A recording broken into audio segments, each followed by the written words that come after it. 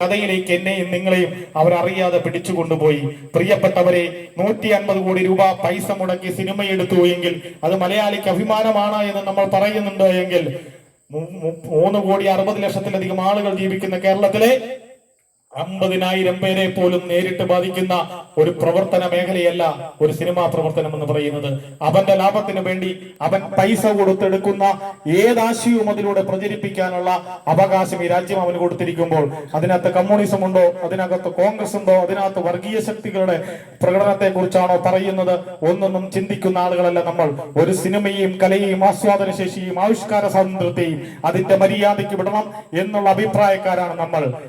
4 ദിവസം കൊണ്ട് 100 കോടിയിലധികം രൂപ കളക്ട് ചെയ്തു എന്ന് പറയുന്ന സിനിമയുടെ അണിയറ പ്രവർത്തകർ ഇന്ന് പച്ച മലയാളത്തിൽ മലയാള സിനിമാ പ്രേക്ഷകരോടും ഈ കേരളത്തില് മലയാളം സംസാരിക്കുകയും അരിയാഹാരം കഴിക്കുകയും ചെയ്യുന്ന ആളുകളോടും ഏറ്റവും അപമര്യാദയായി പെരുമാറി 4 ദിവസം കണ്ട 5 ദിവസം കൊണ്ട് സിനിമ കണ്ടിറങ്ങിയവരുടെ മുമ്പിൽ അവർ ഈ ആവിഷ്കാര സ്വാതന്ത്ര്യത്തെ കൊഞ്ഞനം കുത്തി കാണിക്കുകയാണ്.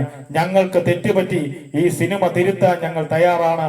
വർഗീയ ശക്തികളുടെ ഓലപ്പാമ്പുകൾക്ക് മുമ്പിൽ അഭിപ്രായ സ്വാതന്ത്ര്യത്തെ അടിയറവ് വെച്ച ഇതുപോലെയുള്ള സിനിമാ പ്രേക്ഷകരുടെ, സിനിമാ നിർമ്മാതാക്കളുടെ അഭിപ്രായമാണ് 48 മണിക്കൂറായിട്ട് കേരളത്തിലെ ടെലിവിഷൻ ചാനലുകളിലും മാധ്യമങ്ങളിൽ നിറയുന്നത്. ഫേസ്ബുക്കിലും വാട്സാപ്പിലും ഒക്കെ മോഹൻലാലും പൃഥ്വിരാജിന്റെയും ചിത്രങ്ങൾ കൊണ്ട് തിരയുമ്പോൾ എവിടെ പോയി നമ്മുടെ ആശാ വർക്കർമാരുടെ നിരാഹാര സമരം? എവിടെ പോയി ഏപ്രിൽ മാസം 1-ാം തീയതി 7 പൈസ ഒരു യൂണിറ്റിൽ വൈദ്യുതിയിൽ കൂടുന്നു, വെള്ളക്കരം കൂടുന്നു? ഞാനും നിങ്ങളും അറിയാത്ത മുഴുവൻ നികുതി ഇനങ്ങളിലും പൈസ കൂട്ടി ഈ സർക്കാർ നമ്മളെ കൊള്ളയടിക്കുമ്പോൾ അറിഞ്ഞും അറിയാതെയും സർക്കാർ വിരുദ്ധ പ്രവർത്തനങ്ങളിൽ പ്രവർത്തിക്കേണ്ട നമ്മൾ മറ്റു പല മേഖലകളിലേക്കും വഴിമാറിപ്പോകുന്നു എന്നുള്ളതാണ്. ഇത് മാർക്സിസ്റ്റ് പാർട്ടിയുടെയും BJPയുടെയും വലിയ തന്ത്രങ്ങളുടെ ഭാഗമാണ്. ജനങ്ങൾ ആഗ്രഹിക്കുന്ന ആകർഷിക്കുന്ന ജനവിരുദ്ധ നയങ്ങൾക്കെതിരെ പോരാടാൻ സർക്കാരിന്റെ പ്രതിപക്ഷ കക്ഷികൾ രംഗത്തിറങ്ങുമ്പോൾ വിജിലന്റായി നിന്നില്ല എങ്കിൽ, ക്രിയാത്മകമായി പ്രവർത്തിച്ചില്ല എങ്കിൽ, ഒപ്പത്തിനൊപ്പം നിന്ന് പോരടിക്കാൻ പറ്റിയില്ല എങ്കിൽ നമ്മൾ ചതിയിൽപ്പെട്ടേക്കാം. അങ്ങനെയുള്ള ചതികളിൽ പെടാതെ വളരെ സൂക്ഷ്മതയോടുകൂടി ഏതാണ്ട് 9 വർഷവും 6.5-7-8 മാസവും പിന്നിട്ടിരിക്കുകയാണ് ഈ ദുരന്ത കയത്തിൽ നമ്മൾ പെട്ടിട്ട്. ഇനി 5 മാസങ്ങൾ മാത്രമാണ് നമ്മുടെ മുമ്പിൽ നിൽക്കുന്നത്. ത്രിതല പഞ്ചായത്ത് തെരഞ്ഞെടുപ്പാണ് കേരളത്തിന്റെ ജനവിധി തീരുമാനിക്കുന്നത് എന്ന് മനസ്സിലാക്കിക്കൊള്ളുക. 2026 മെയ് മാസം 21-ാം തീയതി കേരളത്തിൽ പുതിയ മുഖ്യമന്ത്രി ഉണ്ടാകുമ്പോൾ അത് കൈപ്പത്തി ചിഹ്നത്തിൽ കേരളത്തിൽ ജയിച്ച ഒരാളായി മാറിയില്ല എങ്കിൽ എനിക്കും നിങ്ങൾക്കും, എന്റെ കുടുംബത്തിനും നിങ്ങളുടെ കുടുംബത്തിനും മക്കൾക്കും ഈ നാട്ടിൽ ജീവിക്കാൻ പറ്റാത്ത വലിയ സാഹചര്യത്തിലേക്ക് വരും. ഞാനും നിങ്ങളുമൊക്കെ ഇപ്പോൾ ടിവിയിലും പത്രങ്ങളിലും ഒക്കെ കണ്ടുകൊണ്ടിരിക്കുന്ന ലഹരി വിരുദ്ധ പോരാട്ടങ്ങൾക്ക് മുന്നണി പടയാളിയായി നിൽക്കേണ്ടവർ നമ്മളല്ല, അധികാരവർഗമാണ്. ഈ രാജ്യത്ത് പോലീസും നിയമവാഴ്ചയും വിചാരിച്ചാൽ കേരളത്തിൽ 24 മണിക്കൂർ കൊണ്ട് മദ്യത്തിന്റെയും മയക്കുമരുന്നിന്റെയും ലഹരി മാഫിയയുടെയും അഴിഞ്ഞാട്ടത്തെ അവസാനിപ്പിക്കാൻ പറ്റുമെന്ന് നിരവധിയായിട്ടുള്ള ഭരണ നേതൃത്വം ഇവിടെ തെളിയിച്ചിട്ടുണ്ട്.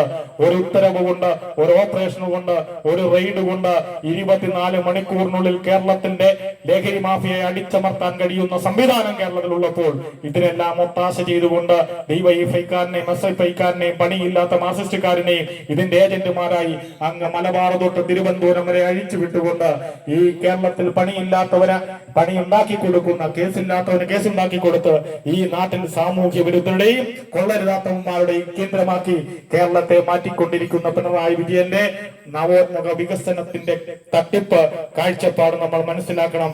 കേരളത്തിൽ ലഹരിയും സിന്തറ്റിക്കും ഒഴുക്കി ഒരു തലമുറയെ രാഷ്ട്രീയമായും മതപരമായും ലഹരിപരമായും അടിമകളാക്കിക്കൊണ്ടിരിക്കുന്ന കമ്മ്യൂണിസത്തിന്റെ ഭീകരതയെ തിരിച്ചറിഞ്ഞില്ല എങ്കിൽ പ്രിയപ്പെട്ടവരെ, നഷ്ടപ്പെടാൻ പോകുന്നത് എന്റെയും നിങ്ങളുടെയും മാനുഷിക മൂല്യങ്ങളാണ്.